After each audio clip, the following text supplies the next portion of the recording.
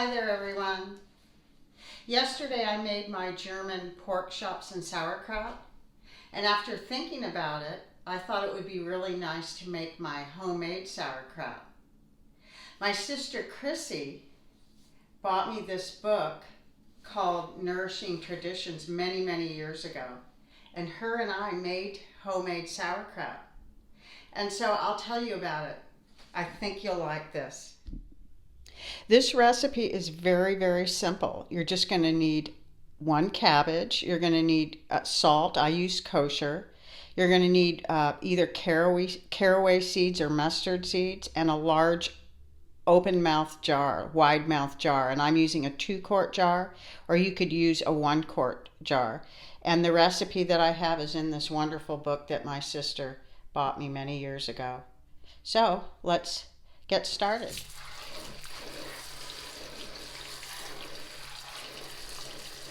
You're going to shred this cabbage, and you're going to cut out this core here. And the best way that I find to shred cabbage is to use a bread knife, because there is teeth on it and it's just easier for it to shred. So that's what I do. So I'm going to be slicing up this whole cabbage like this with the bread knife, and that's how I'm going to shred it. So, my sister was 18 months older than me. We grew up almost like twins. We were very close. And she was very into alternative medicine and organic everything and just natural things. She wasn't that way her whole life, because we grew up together, and we grew up on Kool-Aid and cookies and candy, and we grew up on all the sugar in the 60s. But as we got older, my sister became very much into, natural, organic everything, and so that's the path she took. So she was so into making like natural things. So that's why we ended up making this sauerkraut. And she bought me lots of books, as well as my other sibling. She was the oldest. I'm the second oldest of 5 kids, and then I have a half sister that I didn't grow up with. So this recipe is really dear to my heart, because I have memories of us making this. And we did make other, we made something called beet kvass, which I might do a video on later. But after making the pork chops with the sauerkraut yesterday, I just thought, wow, I've got to make some homemade sauerkraut. It's been so long since I've made it. And then I was also thinking, I can't make this without honoring my sister, who was where I got this recipe from and where it all began. So her name was Chrissy. She passed away 6 years ago in the springtime. And then, like I said in my last video, I took her youngest son and my youngest son to go see the Amish in Wisconsin, which was our dream that her and I wanted to do, which we never got to do. So her youngest son got to do that for her. So anyway, this is the beginning, and I'm going to show you the rest in just a moment. If you want, you can use a shredder and shred all this, but I'm not going to, because we never did it that way. So as long as everything is really kind of chopped. I know I said shredded, but chopped is, when you keep chopping it, it acts like it looks shredded. So I'm going to just keep doing it. After you get your cabbage kind of how you want it, you're going to put all of it in a large bowl, the whole head of cabbage that you've either shredded or really cut up just like I have in really small pieces. And I actually have a bigger bowl, but I'm starting with this. We'll see how it goes. And then what you're going to do is you're going to put a tablespoon of salt.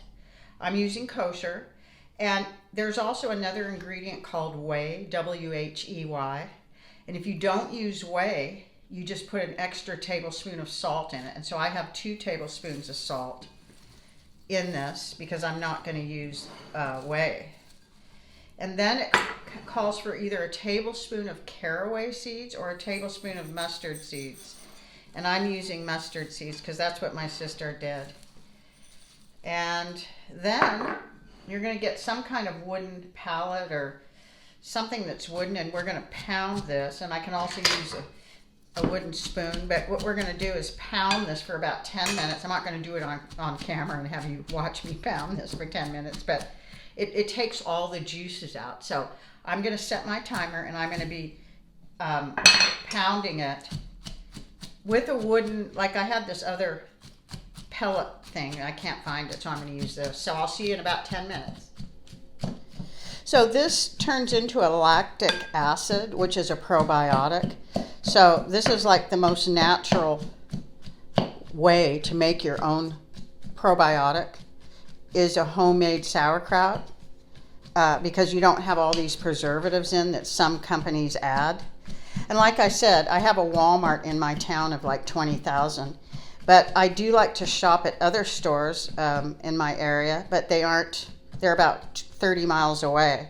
And with the gas as high as it is, I really don't like to drive out of town. So I was very pleasantly surprised to find the sauerkraut at Walmart that had none of that stuff in it. They did have other ones that were in jars, but they had all these preservatives in it. And this one great value that Walmart has, it comes in a can, but it is really good because it doesn't have anything but what it's supposed to have.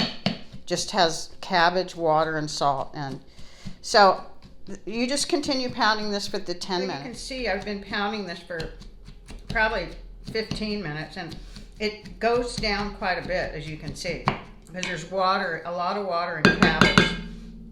So what we're going to do now, and of course this has the 2 tablespoons of salt in it, and it has the mustard seed. So what we're going to do is we're going to transfer all of this into our wide mouth jar. And I have a 2 quart. If you have a 1 quart, that's fine, but it has to be a wide mouth so everything will fit in it. So that's what we're doing right now.